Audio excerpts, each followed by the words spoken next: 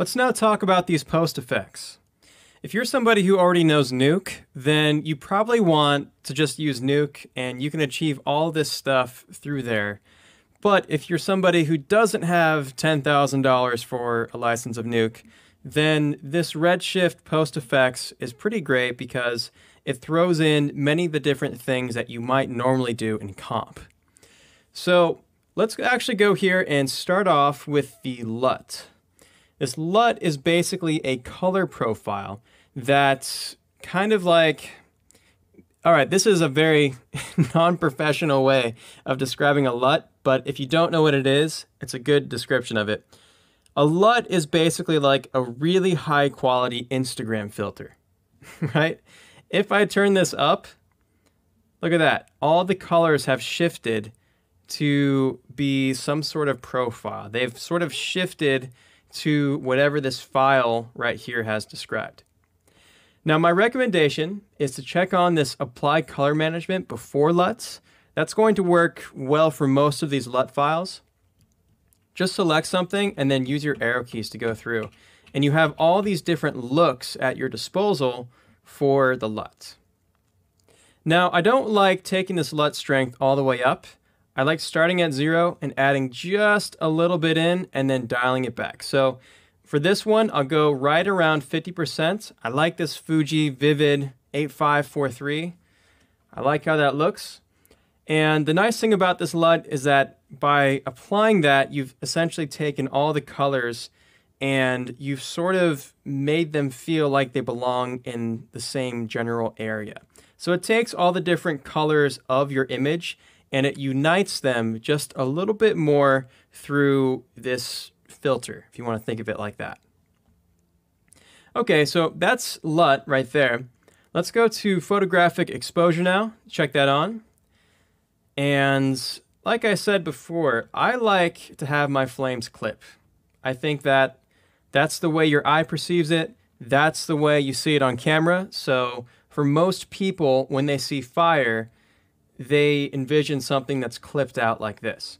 You can take the allowed overexposure though, and if you dial this back just a little bit, so maybe like go right around there with it, that is ideal in my opinion for this overexposure.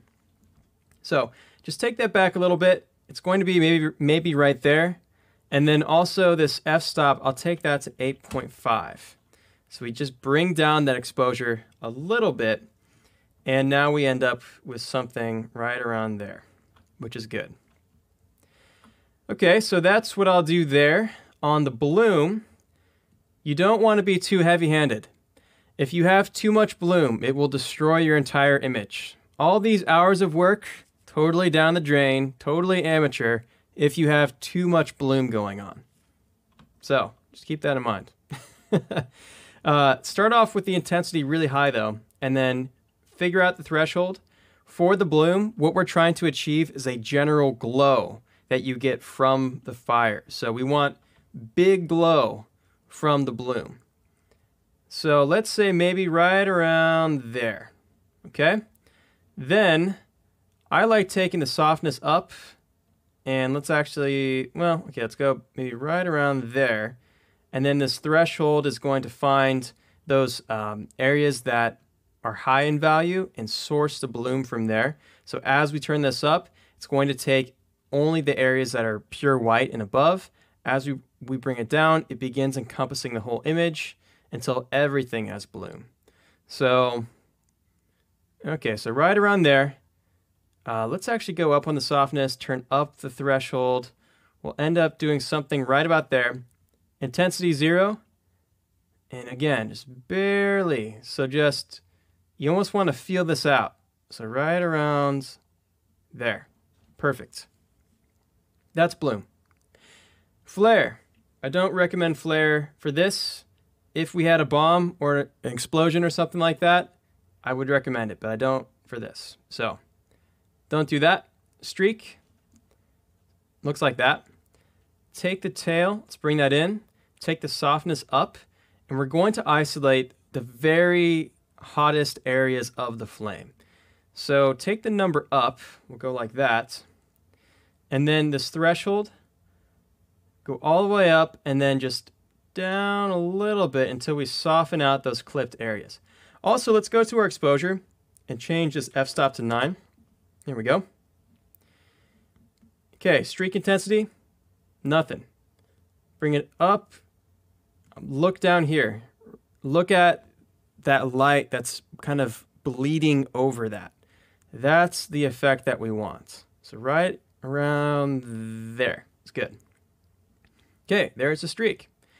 For the bokeh, now I've already set up this camera so that the focal distance is correct. So you shouldn't have to worry about that. But this will basically affect the depth of field. It doesn't matter as much in this particular situation, but we could do some different things. So we could say maybe, I don't know, take up the power, or, you know, actually we're not going to change. We're not going to mess with this. So no bokeh for this one. We'll get to that in Pyro 3. Got to save something for Pyro 3. So we'll save bokeh for Pyro 3. And then maybe on this HDR, because we lost some of that cool blue up there, let's bring that back 0.03. I'm going to send off another render, and let's see where we're at. And now for the grand finale. Ready for this? Before, after. Before, after. Very tasty. So that is the post effects section. One last thing to mention. I'm not going to spend too much time on this, but the redshift render settings. What I'd recommend for this is to go, obviously turn on motion blur right there. For the optimizations, set your reflection to 2, refraction to 0. We don't need any refraction here, so we're just limiting 2 reflection bounces. Under the GI tab, I have brute force with only 1 bounce.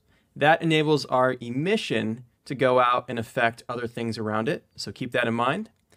And then under the main settings, I set this to a minimum of 4, a maximum of 175, adaptive error threshold of 0.001.